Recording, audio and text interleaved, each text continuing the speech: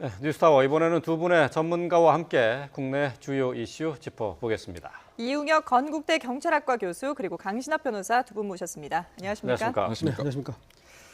자, 먼저 살펴볼 주제는 앞서서 전해드렸습니다만 허익범 특검팀이 김경수 경남지사에 대해서 구속영장을 청구했는데요.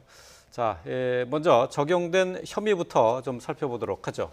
네, 지금 그 영장 청구에 적용된 혐의는 한 가지로 이렇게 축소를 했습니다. 네. 그 컴퓨터를 상해해서 네이버의 업무를 방해했다라고 하는 이런 혐의인 것이죠. 예. 과연 이제 영장을 청구를 해야 하는 것이 옳은가에 대해서 특검 내부에서도 나름대로 그 논란이 있었던 것 같습니다. 예. 그런데 결론적으로 보면 특검의 존재 의미 자체를 더 강조한 것 같고요. 바꿔 얘기하면 불구속 기소를 하게 되면은 특검 수사의 전반적인 신빙성, 신뢰성을 스스로 해하게 되는 네. 그런 자체 모순이 있지 않는가 뭐 이런 판단을 한 것 같고요. 또 한편으로 봐서는 지금 특검이 설령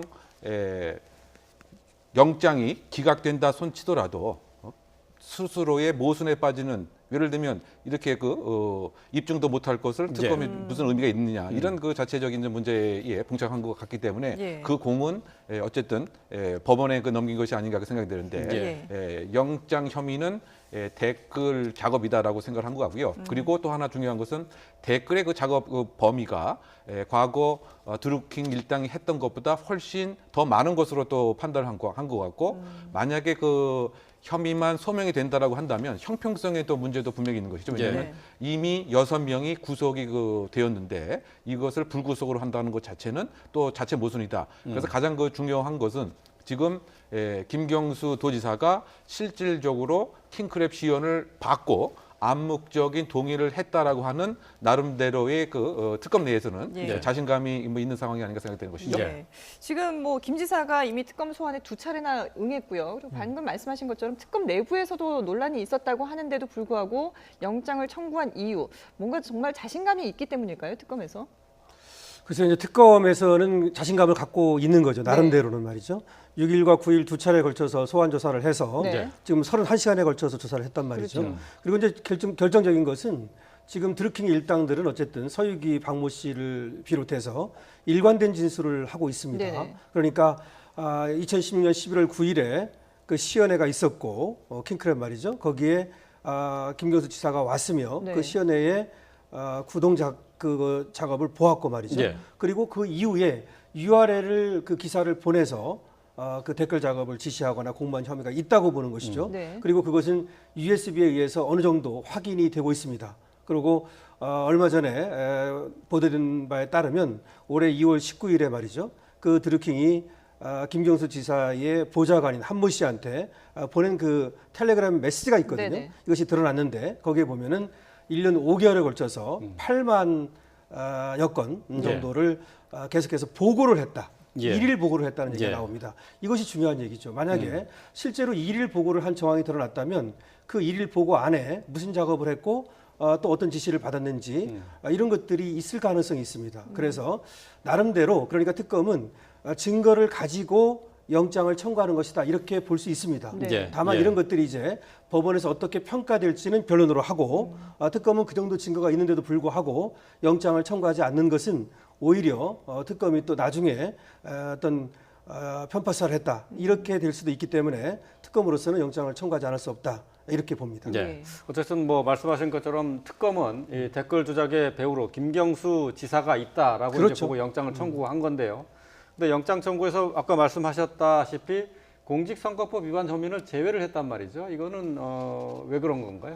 공직선거법 위반 혐의는 이제 샌다이 총영사를 제안했다는 것입니다. 네. 이 시점이 좀 문제인데 2017년 3월입니다. 이때가 대통령 선거를 2달 앞둔 시점 아닙니까? 네. 그래서 얘기하기를 그 당시 이제 도와달라고 하면서 김경수 지사가 말이죠. 그렇게 이제 대통령 선거를 도와주고 네. 그 다음에 자신의 그 지방선거를 도와달라 이렇게 말했다는 것이거든요. 그렇죠. 예. 그런데 김경수 지사 쪽에서는 뭐라고 말하냐면 그때 시점은 지방선거를 얘기할 상황이 아니다. 이렇게 얘기를 하고 있고요.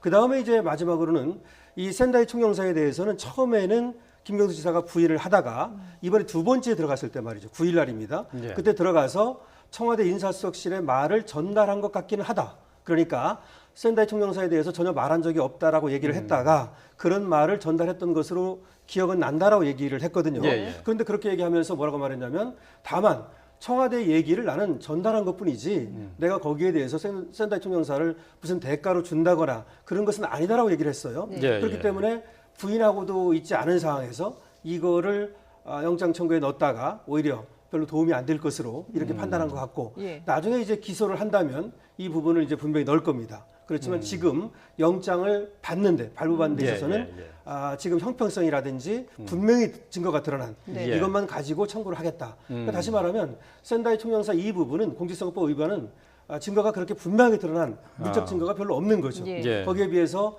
이 업무방해죄는 아까 얘기했던 USB 있지 않습니까? 텔레그램 메시지 이런 어떤 물적 증거가 있다고 보는 겁니다. 그러니까 네. 공직선거법 위반 혐의에 대해서는 완전히 특검에서 배제한 건 아니다. 그렇죠. 그런 말씀이시네요. 네, 예, 네, 알겠습니다. 자, 그런가 하면은 김경수 지사는 어제 이 영장 청구 사실에 대해서 SNS를 통해서 강한 유감을 표했습니다. 저는 이 사건이 불거졌을 때부터 가장 먼저 특검을 요청했다. 본인이 먼저 요청했다. 그리고 특검이 원하는 모든 방법대로 수사에도 협조를 해왔다. 그리고 특검이 사건의 실체와 진실을 밝혀주기를 기대했는데 너무나 당연한 기대조차 특검에게는 무리였나 보다라고 하면서 상당히 유감의 표시를 했거든요. 네, 그렇습니다. 늘 이제 주장했던 그 논조가 예. 그 정치 특검이 되기를 원치 않는다. 네네. 그 실체를 밝히는 특검이 되기를 원한다. 진실 특검, 사실 특검이 되달라 뭐 이렇게. 네, 얘기를 그렇게 그 했는데, 강조를 예. 했고요. 예. 그 본인 그 스스로도 나는 특검에 대해서 전체 나의 그 관심 사항 중에서 1%도 안 된다.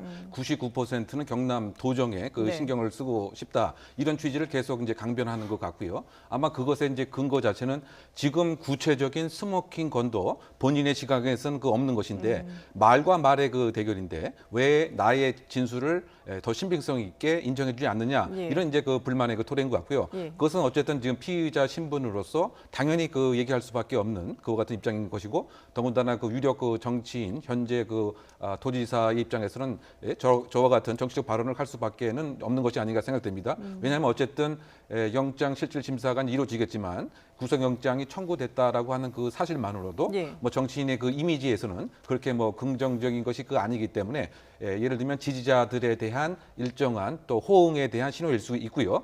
어쨌든 저것은 정치인으로서 뭐 당연히 나올 수밖에 없는 발언이 아닌가 생각됩니다. 예. 김경수 지사에 대한 영장 심사는 빠르면 내일쯤 이루어질 것으로 보이는데요. 영장 발부 가능성 어떻게 볼 수 있을까요? 네, 내일 열릴 것으로 보이는데요.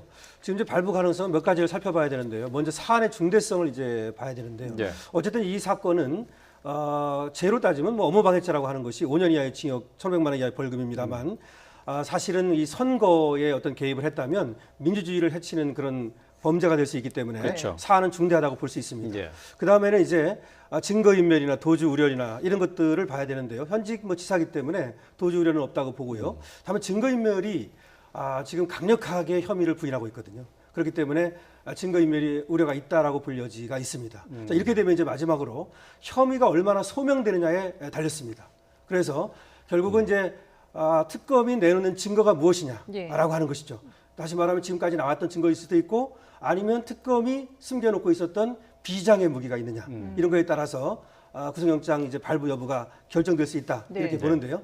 지금으로서는 드루킹 일당과 형평성 이 부분에서는 김경수 지사가 불리합니다.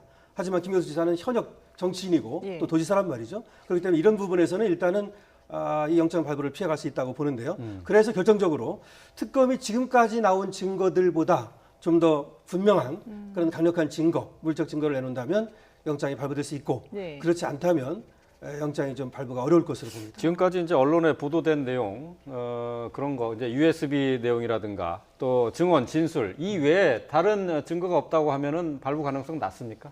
그렇습니다. 근데 지금 이제 진술은 서로 다르기 때문에 이것만 갖고 발부하지 않을 예. 건데요. 예. 아까 말씀드렸듯이 지금 이제 시그널이라든지 텔레그램이라든지 이런 비밀 대화방에서 주고받은 그런 메시지가 있다는 겁니다. 예.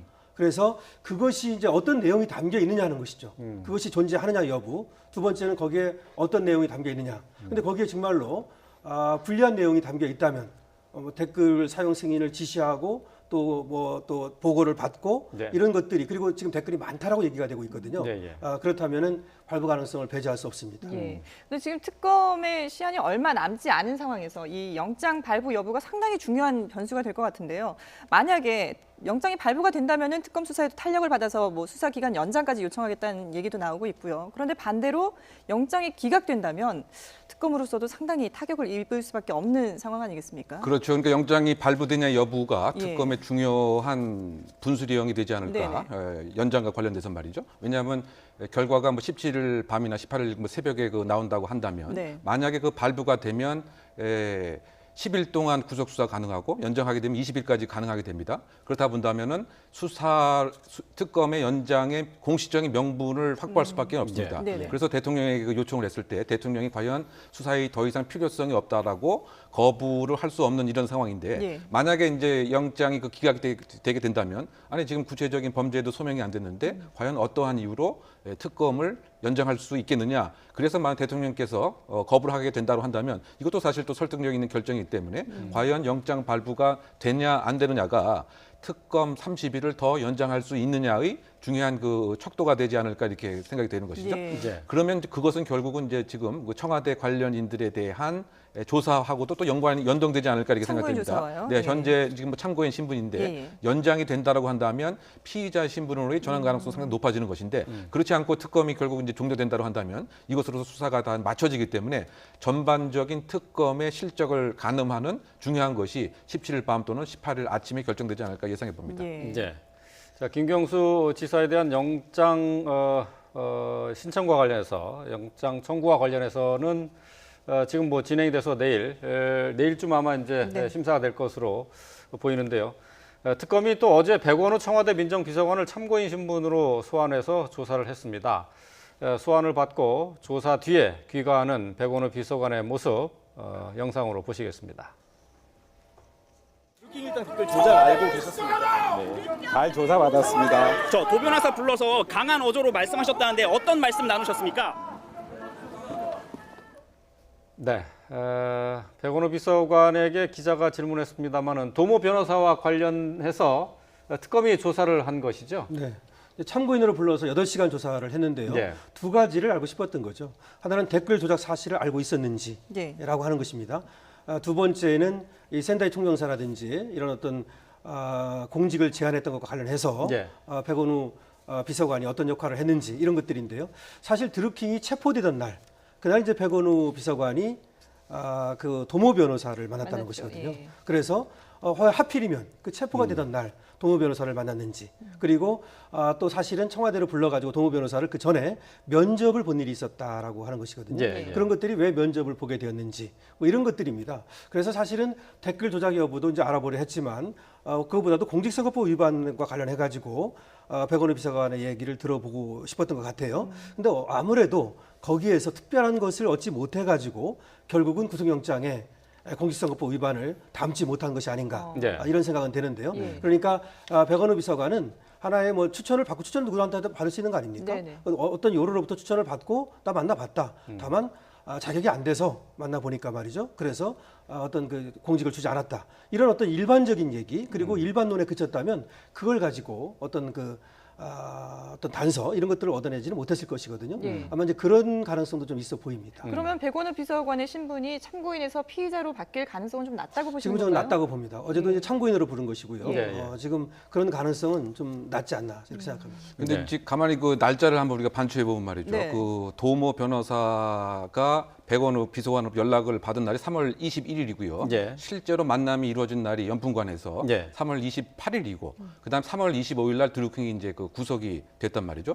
그래서 아마 특검에서 보고 있는 그 시각은 백원우 그 비서관이 지금 경찰, 검찰 등 사법기관을 총괄하고 있는 청와대 비서관이기 때문에 네. 이것을 뒷수습을 하려고 했던 정황이 있는 것은 아닌가. 이 점에서 이제 혐의점을 좀 바라보고 있는 것 같습니다. 예. 왜냐하면은 이것을 이제 김 지사에게 협박하는 이 정황을 예를 들면 백원우 비서관이 무엇인가 해소해 주려고 하는 이 차원에서 경찰을 움직여서 빨리 긴급 체포를 3월 20일을 하고 네. 그리고 나서 이 인사 청탁과 관련된 일정한 뭐 무마 작업 같은 것을 혹시 한 것은 아닌지 이제 이것이 이제 하나의 그 혐의점인 것 같습니다. 예. 그래서 이제 이 부분은 만약에 그 특검 연장이 된다고 한다면 지금 그 특검 수사 그 사항 중에서 이 과정에서 예를 들면 경찰의 여러 가지 수사가 좀 미온적이거나 뭐 다른 외압을 받았거나 이런 부분의 그 연결고리로서 백원우 민정비서관을 직권 남용의 혐의로 볼 가능성도 배제할 수는 없는 것이 아닌가라고 하는 것이 지금 뭐 특검의 그 시각인데 예. 그것은 이제 특검의 연장 여부와 연동되어 있는 문제가 아닌가 생각해 봅니다. 예. 자, 특검이 이제 댓글 조작의 배우로 지목하고 있는 김경수 지사에 대한 영장 심사가 내일 이뤄지게 되는데요. 특검 수사에 있어서 이제 분기점이 될 대목이 될 것 같습니다.